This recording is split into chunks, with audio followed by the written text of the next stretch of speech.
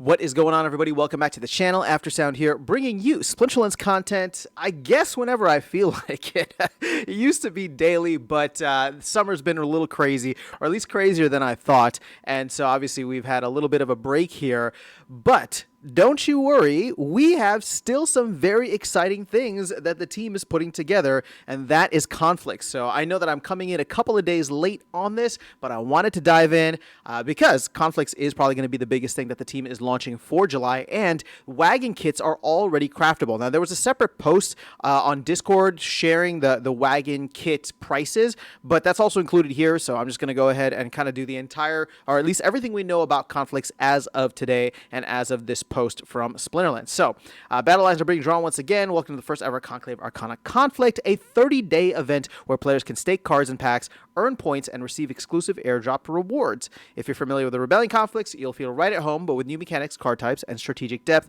this is a fresh battlefield. So, it's going to be essentially the same thing. Obviously, there's different types of cards, there's different types of packs. All of this stuff is going to play into it. Let's go ahead and dive in. So, all mage wagons, both existing and newly crafted, are eligible. So, if any wagons you had from Rebellion, those are all still in the mix. You don't have to do anything with them. There will be a repair cost in the future, but any and all wagons that exist right now are considered like brand new. So each wagon can carry up to 5 cards and up to 100 packs, any Rebellion or Conclave Arcana pack. So none of that has changed. Now, the points breakdown, we knew this going in. Rebellion is going to be half the collection power, right? Half the CP. Conclave Arcana is going to be the full collection power. When it comes to packs, Rebellion packs will be 50 points. Conclave Standard, 100. Alchemy, 300. And Legendary, 600. I think we might have even known this going into it, too. Or actually, I think these numbers are the same as what we saw for the pre-sale. Now, wagon crafting and repairs. If you want more wagons, you have 2 options. So if you do have the available resources on land, you can craft it using wood, right? 40,000 wood, 10,000 stone, 4,000 iron, and 2,500 aura. These kits will be tradable and sellable on the non-card market.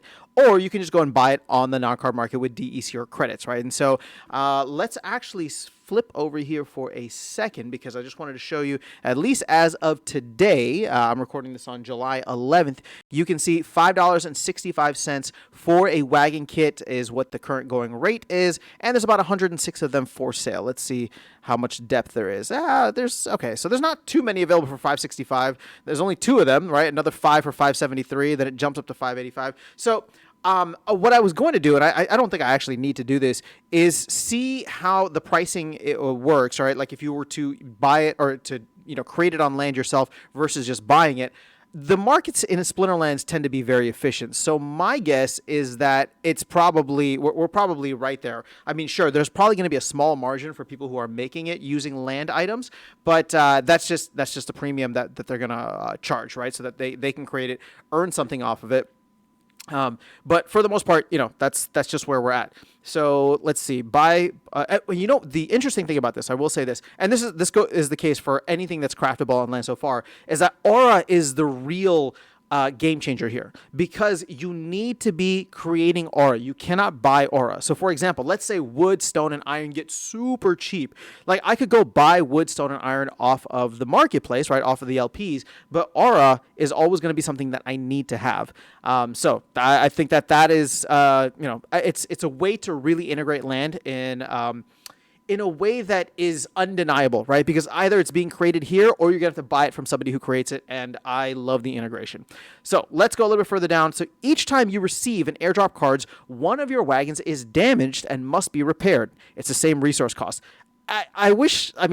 They should just say it's destroyed and you need to make a new one. Damage makes it confusing. Just my personal opinion, right? Damage makes it confusing because it's like, well, if it's damaged, then can't we just pay less, right? Maybe half the cost or 3/4.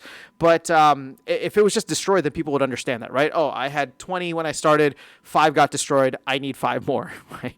But 1 wagon will become damaged for each airdrop card you receive, whether or not you use the wagon for this conflict. So for example, if you have 100 wagons, 30 filled with cards accumulating points, and earn 40 cards as airdropped, you will have 40 of your 100 wagons damaged. So you really shouldn't have any extra wagons. Like, there's no need to just buy a bunch of extra wagons. This is very different from what we had in Rebellion, and I'm sure many people who are sitting on extra wagons right now are probably thinking, That kind of sucks, at least for the first couple, but it is what it is. Now, reward system. Every 100,000 points earns you 1 entry to the Conflict airdrop. Each entry has a 0.125% chance to receive the Conflict card, and a guaranteed airdrop, or guaranteed drop is awarded after 800 entries.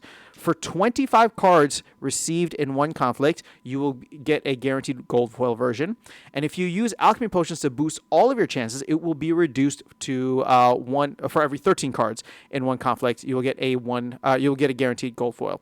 Now you can boost your chances with.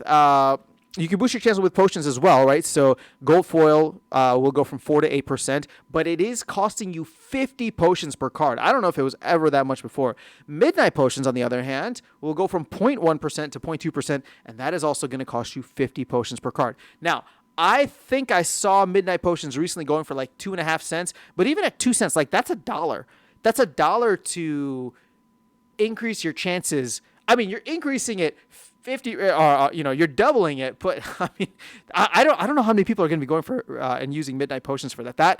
That is a lot, at least for me. Like to me, I'm wondering if it is too much or it's too high to the point that the benefit is not worth it, and therefore we're not going to see the price come. We're not going to see people using midnight potions in that way. Now, granted, there are a lot of people on land, using land, and already have the aura and need something to do with it. So therefore, they may be the ones that are just like, well, I have this stuff already. I can go sell it on the marketplace and essentially tank the market, or I might as well just use it. So I don't know. That we'll see. The good thing, though, is that potions seem to be holding around the 2.5 cent range right now. I've seen them drop almost to 2 cents, maybe even below 2 cents just briefly. But I just checked earlier, and they're sitting at 2.5 cents. In fact, I think we were even on that page, right? So let's see. Midnight potions, where are they? So yeah, 2.5 cents right now. So, again, I have no idea where they go from here. It all depends on the utility, but we are starting a period where we are going to have major utility or potentially major utility every 30 days for people who are chasing these these black foil cards. Now, the jackpot editions, right, the arcanes, there's going to be 1 black foil arcane and 5 gold foil arcanes added to the jackpot prizes, right, Gator's Bucket. And then they'll be available or discoverable through in-game pack purchases later. There will also be a preparation phase. In between each conflict, we have added a preparation phase to give players time to repair or adjust their wagons before the next conflict starts. Now, we don't have the time frame for that, but considering that they want to do this, there's going to be 9 conflicts between now and, well, I guess this would go well beyond March, right? So 9 months, if we're starting this in July, would get us to let's say the end of March. I mean, they could do 3 days of repair time, and that would add essentially a month on and get us to the end of April.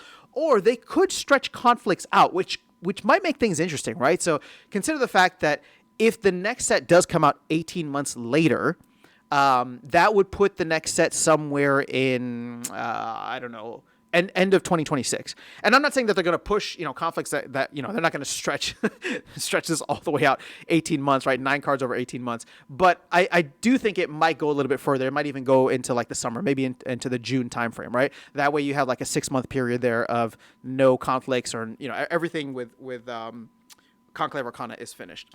But yeah, let's go ahead and dive in. This is the last part here. Let's see. So these are the first conflict numbers. Again, these are going to change as they go along and will be adjusted as the team sees fit. So base gold foil chance is 4%. Boosted gold foil is 8%. Alchemy potions are going to cost you 50. We saw the black foil will go from 0.1% to 0.2%. 50 potions for that. Midnight potions. Points per entry is 100,000.